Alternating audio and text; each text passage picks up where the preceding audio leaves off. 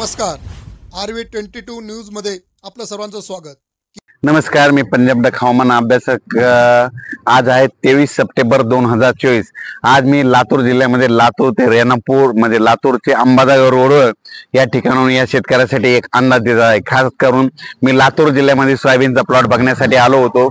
108 सोयाबीनचा plot पाहण्यासाठी आल्याच्या नंतर या ठिकाणाहून अंदाज देत आहे. तर सर्व शेतकऱ्याला सुरुवातीला लातूर जिल्ह्यासाठी सांगतो. हे बघा, हे लातूर जिल्ह्यामध्ये या ठिकाणी विहिरीमध्ये म्हणजे एवढा पाऊस झाला की विहिरीतून पाणी आपण मग त्या सोयाबीन मधून देखील निघाले, म्हणून हा अंदाज लक्षात येतात.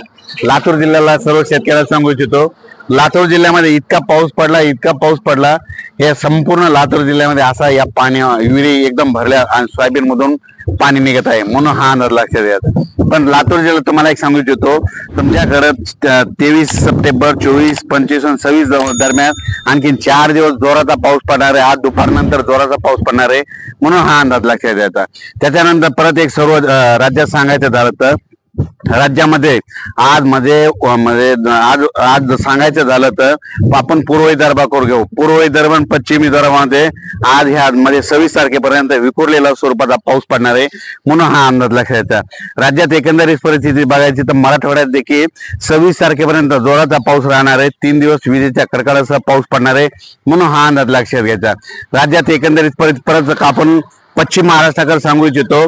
पश्चिम महाराष्ट्रामध्ये 23 सप्टेंबर 24, 25 आणि 26 दरम्यान सातारा, सांगली, सोलापूर, कोल्हापूर, नगर, पुणे, त्याच्यानंतर नाशिक, सिन्नर, जुन्नर, त्याच्यानंतर उत्तर महाराष्ट्र, त्याच्यानंतर जळगाव, धुळे, नंदुरबार, त्याच्यानंतर संभाजीनगर या जिल्ह्यामध्ये या 26 तारखेपर्यंत मुसळधार पाऊस पडणार आहे, म्हणून या लोकांनी काळजी घ्यावी. राज्यात सांगायचं झालं तर तुम्हाला एक सांगतो, या 26 तारखेपर्यंत काही भागामध्ये अतिवृष्टी होणार आहे. नाशिक, मुंबई, त्याच्यानंतर पुणे, कोकणपट्टी, त्याच्यानंतर संभाजीनगर, मालेगाव, त्याच्यानंतर पुणे भागामध्ये सातारा, सांगली, सोलापूर, कोकणात देखील अतिवृष्टी होणार आहे, म्हणून हा अंदाज लक्षात येतात. पण राज्यात सांगायचं झालं तर पूर्व विदर्भ, पश्चिम विदर्भ यामध्ये 26 तारखेपर्यंत भाग बदलत पाऊस पडणार आहे, म्हणून हा अंदाज लक्षात येतात.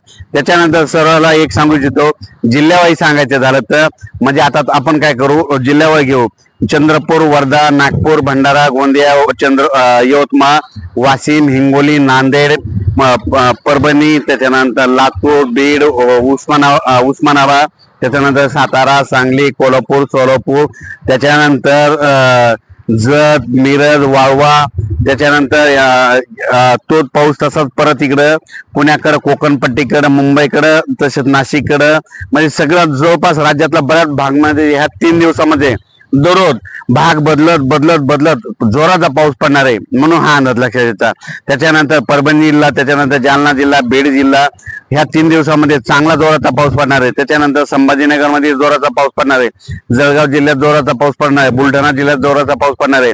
अकोला, वर्धा, नागपूर, भंडारा विखुरलेल्या स्वरूपाचा पाऊस पडणार आहे. पण सगळ्यात जास्त तुम्हाला एक सांगू इच्छितो, उत्तर महाराष्ट्रामध्ये नंदुरबार, धुळे, मालेगाव, नाशिक, सटाणा, मनमाड, त्याच्यानंतर नगर जिल्हा, संगमनेर, त्याच्यानंतर मुंबई, कोकणपट्टी, त्याच्यानंतर सातारा, सांगली, सोलापूर, कोल्हापूर या भागात देखील मुसळधार पाऊस पडणार आहे, म्हणून हा अंदाज लक्षात येतात. म्हणजे राज्यात आणखी सांगायचं झालं तर 23 तारखेपासून ते 26 तारखेपर्यंत जोराचा पाऊस राहणार आहे. विजेच्या कडकडासह पाऊस पडणार आहे. माझी सर्व शेतकऱ्याला विनंती, ह्या 3 दिवसामध्ये आपली जनावरे झाडाखाली थांबू नका, कारण की झाडावर विजा पडणार आहेत, म्हणून झाडाखाली तुमची जनावरे बांधू नका आणि पाऊस सुरू असताना झाडाखाली थांबू नका. परत सर्वांना सांगू इच्छितो, या पावसामध्ये काही धरणामध्ये म्हणजे धरण क्षेत्राच्या कॅचमेंट एरियामध्ये खूप पाऊस पडणार आहे. म्हणजे नाशिककडे पडणार आहे. नाशिकला पाऊस पडल्यामुळं ते पाणी गोदावरी नदीला येणार आहे आणि गोदावरी नदीचं पाणी जायकवाडीला येणार आहे. जायकवाडी धरणं 100% भरलेलं आहे, त्याच्यामुळे त्या नदी आपलं जायकवाडीचे पाणी देखील सुटणार आहे, म्हणून हा अंदाज लक्षात घ्यायचा. त्याच्यानंतर लातूर जिल्ह्यामध्ये मांजरा धरण 80% भरलेलं आहे. आता ह्या पावसामध्ये, ह्या 3 दिवसाच्या पावसामध्ये 100% ते देखील भरून जाईल. उजनी देखील 100% भरलेलं आहे. पण उजनी धरणाच्या कॅचमेंट म्हणजे पुणे भागाकडे 2 भागाकडे जोरदार पाऊस पडणार आहे, त्याच्यामुळे त्या उजनीचा देखील परत पाणी सोडण्यात येईल, म्हणून ही एक पूर्वकल्पना म्हणून तुम्हाला सांगत आहे. त्याच्यानंतर येलदरी धरण आहे. येलदरी धरण देखील 82-83% झालेलं आहे. येलदरी धरणाच्या लाभ क्षेत्रामध्ये कॅचमेंट एरियामध्ये ते पाऊस पडणार आहे, त्याच्यामुळे ते देखील धरण भरून जाणार आहे, म्हणून हा अंदाज लक्षात घ्यायचा. राज्यात परत एक माजलगावचं एक धरण काही टक्के शिल्लक राहिलेले. माजलगावच्या धरणाच्या लाभ क्षेत्रात देखील बीड जिल्ह्यात खूप पाऊस पडणार आहे, त्याच्यामुळे माजलगावचं धरण देखील ह्या 8 ते 10 दिवसात भरून जाणार आहे, म्हणून ह्या अंदाज लक्षात घ्यायचा. माझी सर्वांना विनंती, ह्या 4 दिवसामध्ये तुम्ही काय करा, म्हणजे आपली जनावरे असेल ते झाडाखाली बांधू नका, तुम्ही देखील थांबू नका, कारण की याच्यामध्ये विजाचं प्रमाण जास्त आहे, म्हणून ह्या अंदाज लक्षात घ्यायचा. या पावसामुळे काही काही नदीच्या पुलावर पाणी येणार आहे. पुलावर पाणी आल्यास माझी सर्वांना विनंती की पुलाच्या फरशी पाणी आल्यास पुढे जाऊ नका आणि स्वतःचा जीव धोक्यात घालून घेऊ नका.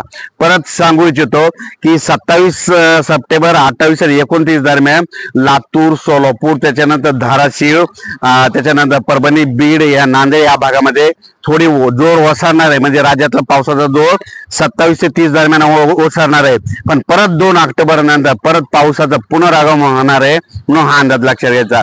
अचानक वातावरणात बदल झाला तर लगेच एक मेसेज दिला जाईल. आणि मी या ठिकाणी तुम्हाला सांगतो, लातूर जिल्ह्यामध्ये या ठिकाणी बघू शकता, या शेतकऱ्याच्या शेतातल्या विहिरीमधलं पाणी देखील सोयाबीन मधून आपण मात्र निघत आहे. म्हणजे इतका पाऊस, या एक्सेस पाऊस झालाय, म्हणून हे देखील सांगतो. अचानक वातावरणात बदल झाला तर लगेच एक मेसेज दिला जाईल. धन्यवाद.